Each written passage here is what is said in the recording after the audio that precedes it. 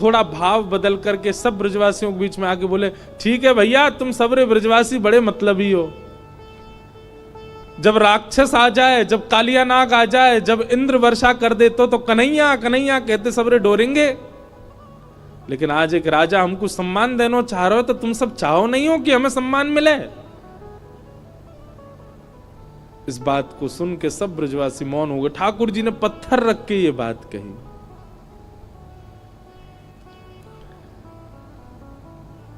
अक्रूर जी महाराज ले जाने के लिए आए हैं श्री ठाकुर जी को।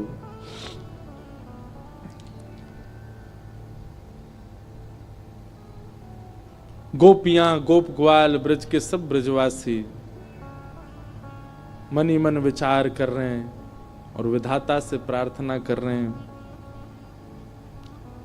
कि अहो विधाता स्तवन क्वचित् दया संयोज मैत्र्या प्रणयेन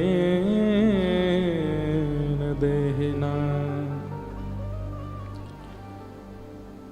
अरे विधाता, तेरे अंदर दया नाम की चीज नहीं है क्या? कहां श्री कृष्ण को हमारा प्रेमी बना दिया, कहां हम सबके चित्त में उनके प्रति इतना प्रगाढ़ प्रेम प्रकट करा दिया। और जब हम सबके चित्त में प्रेम आ गया, आज मिलने का समय आया, अब उनके संग रहने का समय आया, उनके संग अब लीला करने का समय आया, तो तू उनको हमसे दूर कर रहा है। सब ब्रजवासी मौन हो गए, बोल कुछ नहीं रहे, क्योंकि ठाकुर जी ने ऐसी बात कह दी है कि कुछ कुछ कहें तो कहीं ठाकुर जी यूं नहीं समझ लें कि ये सब हमारे शुभ चिंतक नहीं है।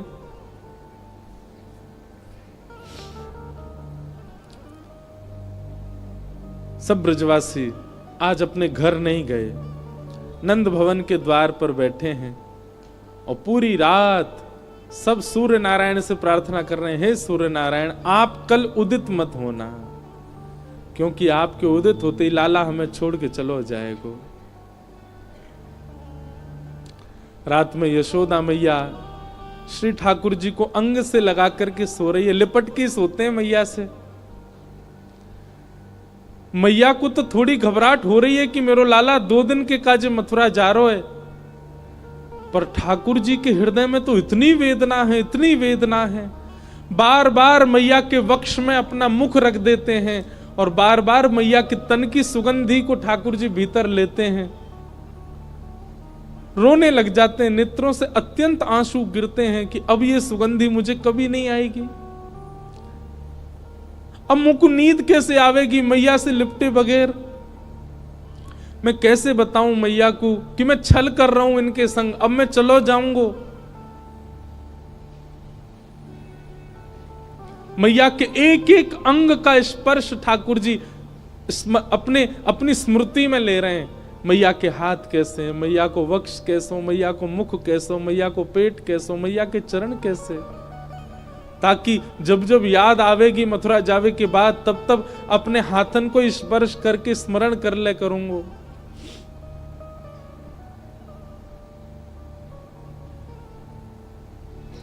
मैं एक बात अभी कह रहा था पिछली कथा में, गोपियों का विरह सबने सुना,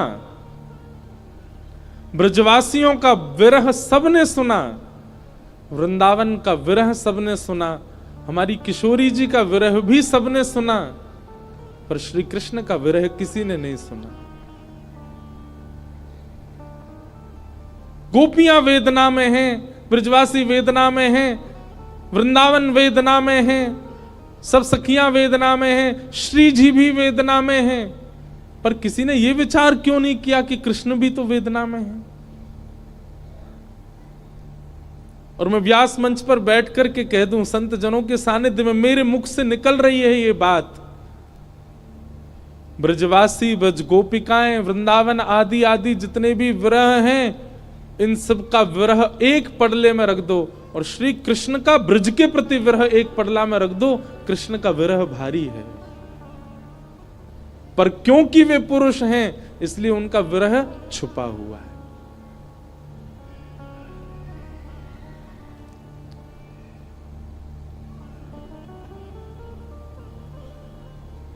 ठाकुर जी कैसे संभाल रहे हैं। बंधुओं देखो, पीड़ा चित्त में होना और वही पीड़ा मुख पे आ जाना, ये एक सामान्य विरह है, पर पीड़ा चित्त में होना और मुख पे ना आने देना, ये एक विशेष विरह है जो श्री कृष्ण का है।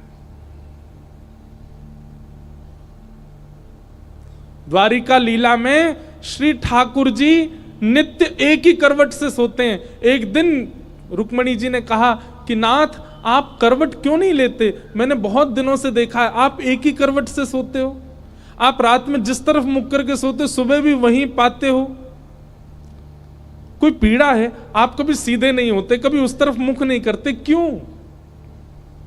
ठाकुर जी कहते हैं रुक्मणी उस तरफ वृंदावन है, द्वारिका से 1500 किलोमीटर दूर है वृंदावन आज की डेट में, और जिस द्वारिका में ठाकुर जी रहते थे वो तो समुद्र में थी, और 2000 किलोमीटर मान लो। ठाकुर जी उस दिशा में चलते नहीं है, उस दिशा की ओर खड़े नहीं होते ज्यादा देर तक जिस दिशा में वृंदावन है। कितना विरह,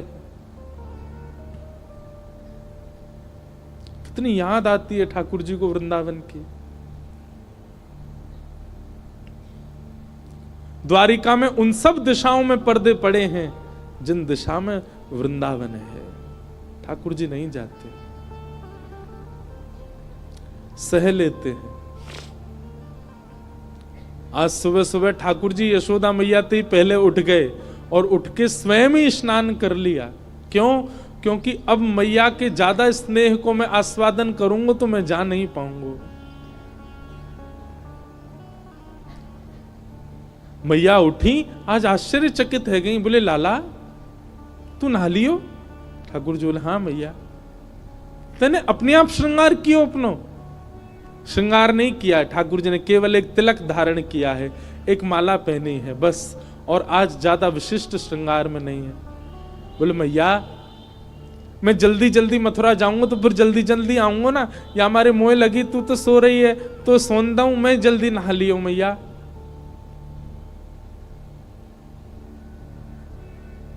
यशोदा मैया थोड़ी सी विचलित तो हुई आज तक ऐसा नहीं हुआ था।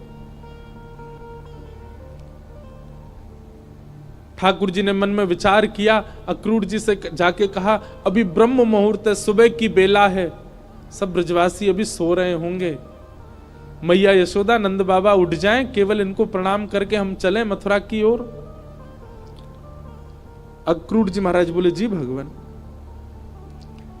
जैसे ही जाकर के द्वार खोला ठाकुर जी ने, असंख्य गोपियां, असंख्य ग्वाल, सब ब्रजवासी, गैया सब खड़े हैं वहीं पर, और द्वार खुलते ही किसी के मुख से स्वर नहीं निकल रहा पर नेत्रों से आंसू गिर रहे हैं।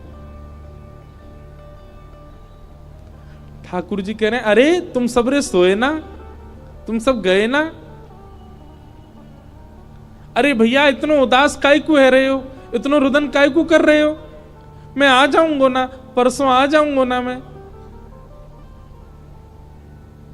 2 दिना की तो बात है, ऐसे निकल जाएंगे 2 दिना तो।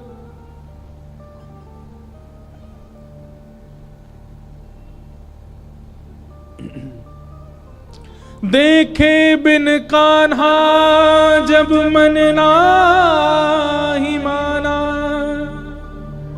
इन आंखों से आज हमने ब्रह्म पहचाना,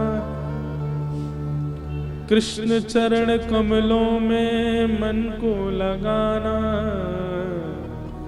इन गोपियों का ताना ये उल्हाना, दर्शन का बहाना है। गोपियां बहाने बना बना करके आती हैं, घर में मक्खन धरोए फिर भी जबरदस्ती मक्खन लेवे जामे कि या बहाने कन्हैया दिख जाएगा। घर में गैया बंधी है, गोबर धरोए पर गोबर लेवे के काजे जबरदस्ती नंद भवन में भीतर घुसे कि कन्हैया दिख जाएंगे। इन बहानों से श्री कृष्ण को नित्य देखने वाली गोपियां वो 2 दिन बिना कृष्ण के कैसे रहेंगी। भगवान के सखा मधुमंगल, श्री दामा, तन सुखा, मन सुखा, धन सुखा, सुबल, तोष, सब एक कोने में बैठे। मधुमंगल आके बोले लाला तू जा तो 2 दिना को रहो, लेकिन तने एक बार भी विचार नहीं कियो ये श्री दामा ये सुबह उठते या को नियम है 11 वर्ष थे। भगवान के अधिकतर सखा सब ठाकुर जी से बड़े हैं उम्र में। हमारो नियम है 11 वर्ष थे। हम रोज सवेरे उठ करके आंख बंद करके पहले नंद भवन आमे, सबसे पहले 13 मुखमंडल देखें, वाके बाद जलपान करें लाला। तो ये देखे बगैर हमारे जल हलकते नीचे ना उतरे। और तू 2 दिना के काज हमें छोड़ के जा रहा हो, हम कैसे जीवित रहेंगे? ठाकुर जी स्तब्ध हो रहे हैं, मौन हो रहे हैं, कहां समझाएं, अब शब्द नहीं है ठाकुर जी के पास। भगवान किशोरी जी के पास गए, चरणों में प्रणाम किया। राधे राधे, ये स्तुति ठाकुर जी ने ही गाई है, आज भी बरसाने में गाते हैं सब। ठाकुर जी गा रहे हैं राधे राधे करुणामयी कृष्ण प्यारी,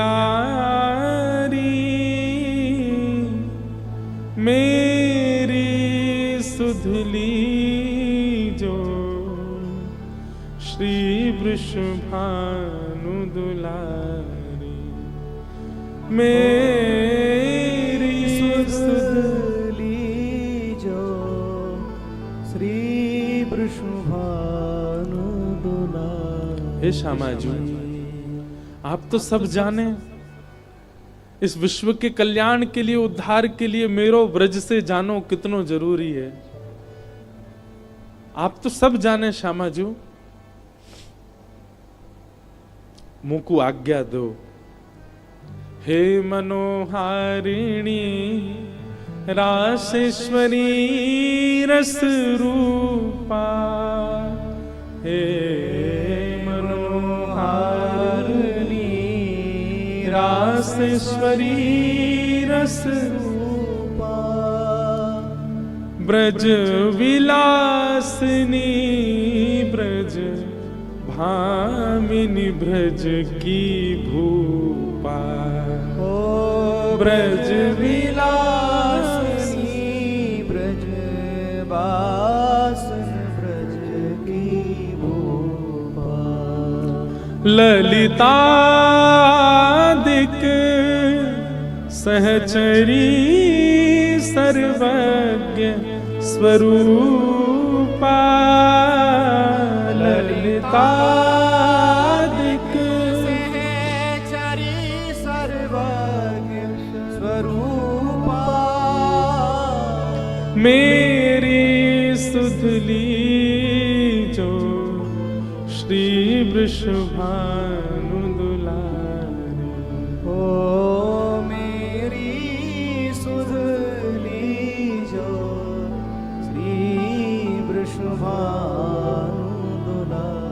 हे श्यामा जी, बस आगे की यात्रा में आप मुंह पे दृष्टि रखी हो। ठाकुर जी बिना नेत्र मिलाए चर्चा कर रहे हैं। किशोरी जी कह रही हैं, श्याम सुंदर या को उत्तर मुंह कहा देना चाहिए, आप ही बता के जाओ। ठाकुर जी बोले क्यों? बोले प्रेमी यदि जा रहे हो है तो दूसरों प्रेमी वाकू रोके नहीं, तो फिर प्रेम काय बात को? प्रेमी जा रहा है तो प्रेमी तो वाकू रोकेगो,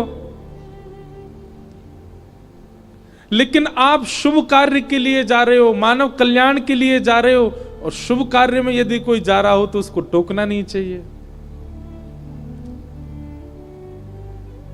आप जा रहे हैं विश्व के कल्याण के लिए, मैं आपको रोकूं कैसे, मैं टोकूं कैसे? और मेरो प्रेमी जा रहा है और मैं रोकूं नहीं तो प्रेम कैसा?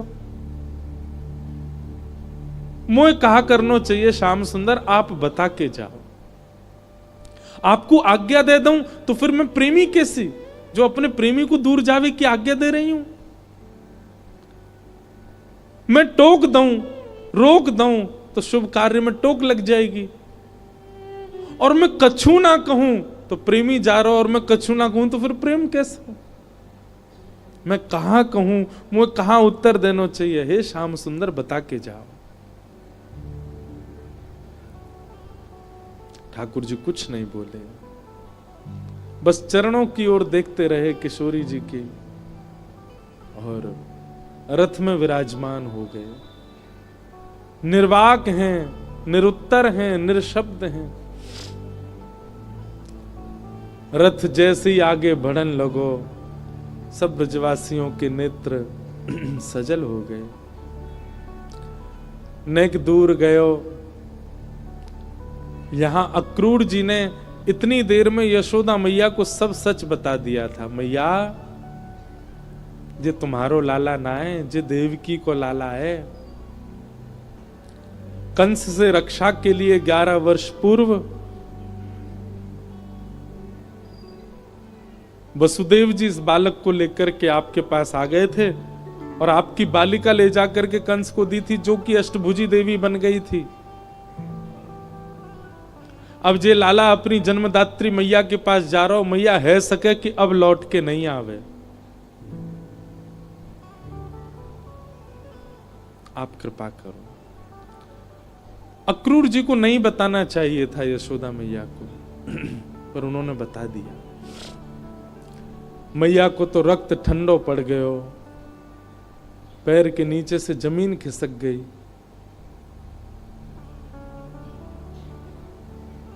ठाकुर जी रथ में बैठ करके जैसे ही जान लगे, थोड़ी देर बाद जब रथ के चाबुक की आवाज आई, रथ के पहियान की आवाज आई, तब मैया को होश आयो और निकल के भागी अपने भवन से। कान्हा रुक जा, अरे लाला रुक जा, कन्हैया नेक डट जा। मैया की आवाज सुनकर के श्री ठाकुर जी चलते रथ से कूद पड़े, दौड़ करके आए, मैया के अंग से लिपट गए। मैया तू काय को रो रही है? मैं आ रहा हूं ना, परसों आ जाऊंगा मैया, तू रोवे मत, ऐसे करेगी तो मैं किस जाऊंगा? लाला। मैया सर्वांगीण अंग का स्पर्श करती जा रही है ठाकुर जी के, और कह रही है लाला मोय जो पता ही तू गोपीन ते झूठ बोले, तू गालन ते झूठ बोले, सबन ते झूठ बोल ले, लेकिन आज तू मोते झूठ बोल रहा है। मुझको सब पता चल गई लाला, तू मेरो लाला ना है, तू तो देवकी को लाला है। कंस से रक्षा के काजे अक्रूर जी महाराज तो मेरे पास छोड़ गए, वसुदेव जी महाराज तो मेरे पास छोड़ गए। 11 वर्ष 56 दिना तक मैंने तेरो पालन पोषण कियो, मक्खन खावे के काजे तो को छड़ी दिखाई, उखल में बांध दियो, कभी तेरे पीछे छड़ी लेकर के भागी, कभी तेरो कान मरोड़ दियो, कभी तेरो हाथ जोड़ते पकड़ लियो लाला, ऐसो कोमल सो मेरो लाला। आज मुझको ग्लानी है रही है, मैंने क्यों कियो ये सब? नाय मैया, तू मेरी मैया है, तू सब कर सके, तो कुछ सबरो अधिकार है, तू अभी मोको मार ले मैया, तो कुछ सब अधिकार है मैया, मैं तेरो ही तो हूं। लाला तेने बहुत प्रेम दियो मोको, तेने बहुत स्नेह दियो मोको, पर मैं इतनी निष्ठुर नहीं हूं कि एक मैया के प्रेमास्पद को हमेशा के लिए अपने पास रख लूंगी। मैं भी तो मां हूं, मैं भी तो समझूं कि बालक के बिछुड़वे को कष्ट कहा हुआ, आज समझ रही हूं।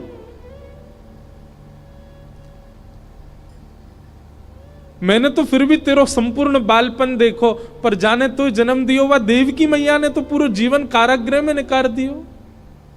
और आज भी अगर मैं तो को रोक लूंगी लाला, तो मैं देवकी के संग बहुत बड़ा अत्याचार करूंगी। वैसे तो में मेरे प्राण बसे, है सके कि तू यहां तक गयो और शायद है सके कि मैं जीवित हूं ना बचूं लाला, लेकिन अब समय देवकी को प्रसन्न करवे को है। तू जा,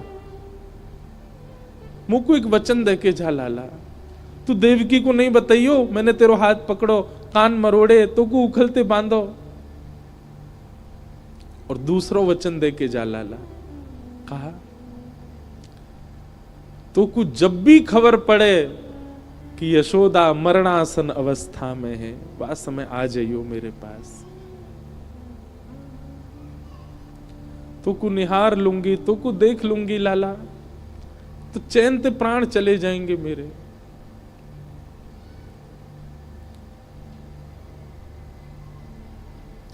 ठाकुर जी लिपट गए यशोदा मैया से, सब खड़े रो रहे हैं, अक्रूर जी तक रुदन कर रहे हैं जो ठाकुर जी को लेने आए।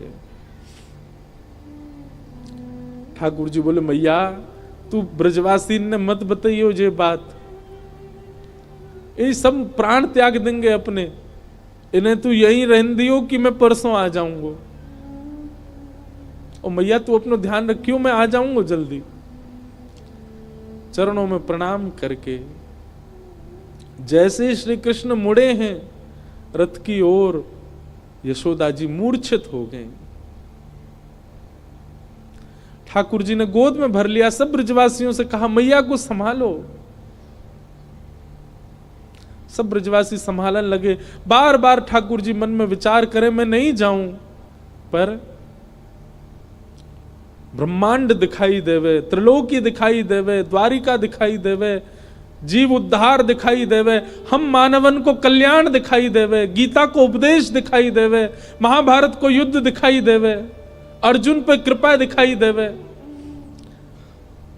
इन सब के आगे ब्रज का प्रेम तोलने का विषय नहीं है, पर अगर ये प्रेम को त्याग नहीं कियो तो वो सब नहीं है पाएगा। कलयुग में सब लोग प्रेम जानने वाले समझने वाले नहीं हैं, सब स्वार्थ से मेरी भक्ति करेंगे। ऐसे स्वार्थियों के लिए भी मुझे कुछ ज्ञान तो देना पड़ेगा।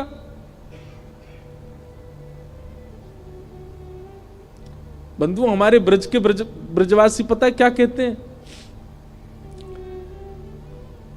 कन्हैया की हिम्मत नहीं कि ब्रज छोड़ के चले जाएं, तो मानव कल्याण जीव उद्धार की बात जब ब्रजवासियों को पता चली कि कन्हैया के जावे ते जीव उद्धार होएगो, तो ब्रजवासी ने अपने अश्रु जल को संकल्प करके पूरे विश्व के कल्याण के लिए श्री कृष्ण रूपी हृदय को दान कर दियो।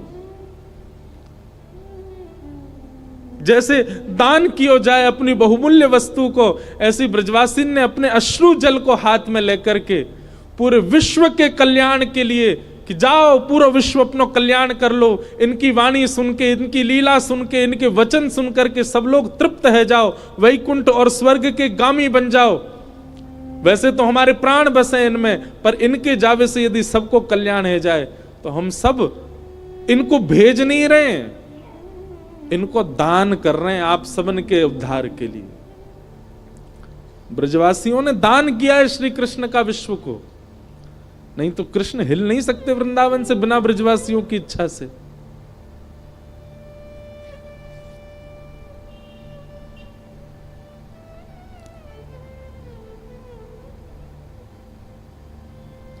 सब देख रहे हैं रथ की ओर। मधुमंगल श्रीदामा चर्चा कर रहे हैं, बोले सुन देखियो लाला अभी आवेगो वापस, वो हमारे बिना रह ही ना पावेगो। इतनो स्नेह इतनो प्रेम जो वाकू दे दियो, जा ही ना पावेगो।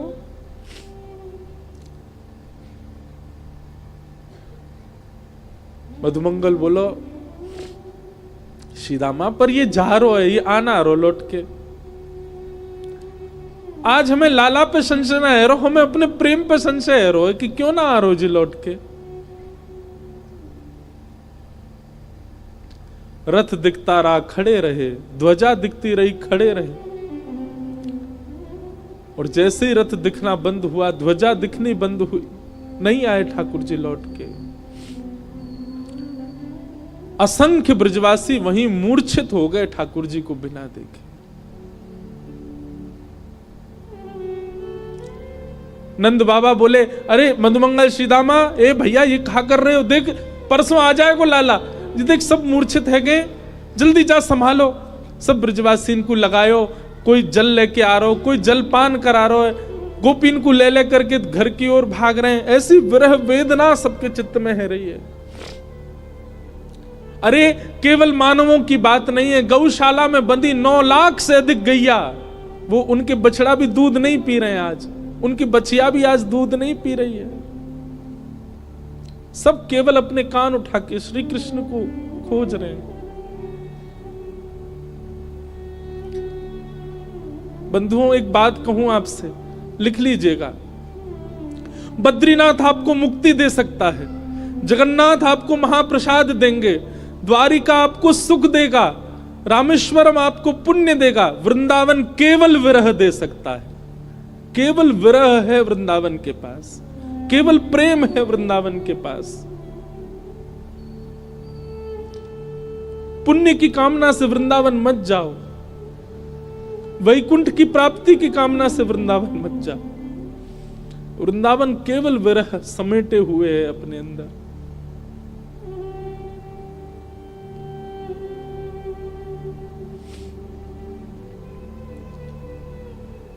हमारे ब्रज में कहते हैं, वृंदावनम परित्यज्य पादमेकम न गच्छति। श्री ठाकुर जी वृंदावन छोड़ के एक पग भी बाहर नहीं रखते।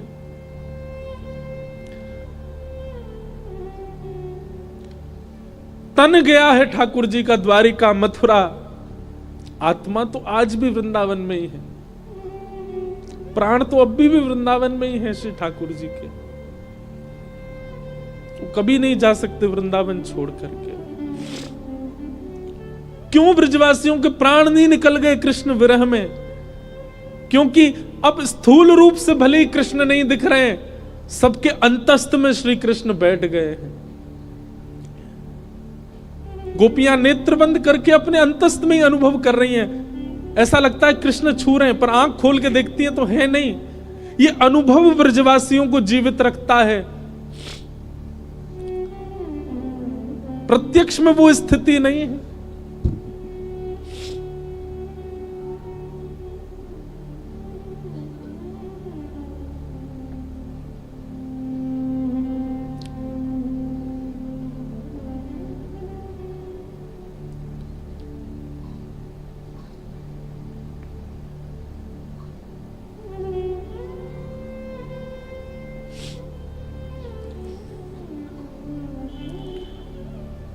ठाकुर जी मथुरा पहुंचे।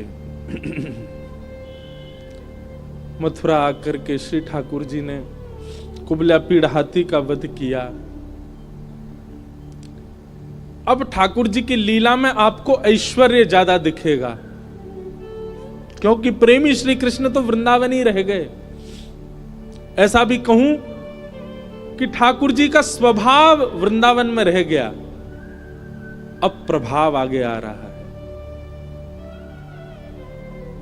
वो चंचलता, वो मधुरता, वो प्रियता, अब सब ठाकुर जी ने उसको गौड़ कर लिया। अब ठाकुर जी परब्रह्म की भांति लीला कर रहे हैं, मानो अपने परब्रह्मत्व पर ही ठाकुर जी को क्रोध आ रहा है कि मैं क्यों हूं जिसके कारण मुझे ब्रज छोड़ना पड़ा। कुबला पीड़ हाथी का वध कर दिया।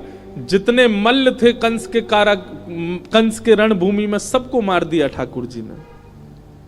और 50 सिड्डी ऊपर बैठे हुए कंस को देखा। एक छलांग मार करके ठाकुर जी उसके पास पहुंच गए, दोनों भुजाओं में कंस को उठा करके पृथ्वी पर पटक दिया। गिरते ही कंस के प्राण निकल गए। भगवान तुरंत कारागृह की ओर दौड़े। बंधु, एक बात कहूं, ठाकुर जी का एक खेल है, विरह और संयोग, संयोग और वियोग। जिस किसी को भी संयोग का अनुभव हो रहा है, तैयार रहना, वियोग आएगा जीवन में, क्योंकि ये खेल है श्री कृष्ण का। वो ऐसा ही करते हैं, जिसको संयोग देते हैं उसको वियोग देते ही हैं। और जो कोई भी रुदन कर रहा है, जिसके भी चित्त में वियोग, जिसके भी जीवन में वियोग है, परेशान मत होना, एक दिन संयोग होगा। 11 वर्ष 56 दिन पहले छोटी से एक दिना के ठाकुर जी मैया को छोड़ के चले गए। उनको वियोग दे दिया। कहां तो इतना बड़ा संयोग दिया कि उनके गर्भ से प्रकट हुए, और गर्भ से प्रकट होते इतना बड़ा वियोग दे दिया कि मैया रोती विलकती छोड़ गए। 11 वर्ष 56 दिन तक मैं किसका पक्ष लूं, यशोदा जी का या देवकी का? देवकी मैया रोज कारागृह में खिड़की पे खड़ी हो जाती है। ऊपर साधन नहीं है तो जबरदस्ती घड़े पे घड़ा रख के या कोई ऐसी व्यवस्था करके खिड़की के ऊपर खड़ी हो जाती है, और वहां से वृंदावन से आने वाले लोगों को बुलाती है, बोले सुनो कहां ते आ रहे हो? बोले हम तो वृंदावन ते आ रहे हैं। अच्छा तुमने वृंदावन में कुछ देखो? अरे बड़ी सुंदर लता गुल्म, यमुना जी, ऐसी रेणु, ऐसी गैया, ऐसे गोप ग्वाल। देवकी मैया बोले सबसे सुंदर कहा है वृंदावन में? मैया सबसे सुंदर तो यशोदा को लाला है। अरे मैया कैसो चले, कैसी बात बनावे, कैसे नैन मटकावे, वाक्य अंदर तो ऐसी सुगंधी आवे। अरे हम तो सांची पूछो, हम तो भैया देखवे जामे। द्वार वहीं खिड़की पे खड़ी खड़ी देवकी रुदन करती है, मैं कब देखूंगी अपने लाला को? काश इन्होंने यशोदा की लाला की जगह एक बार कह दिया हो तो देवकी को लाला।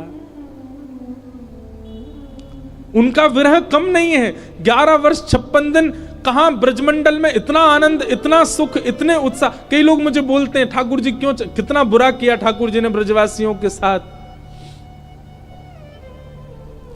ठाकुर जी को देवकी का विरह दिखाई दे रहा है। जहां लाखों नर नारी आनंद कर रहे थे, वहीं एक कारागृह में बैठकर के सिसक सिसक के रो रही है देवकी।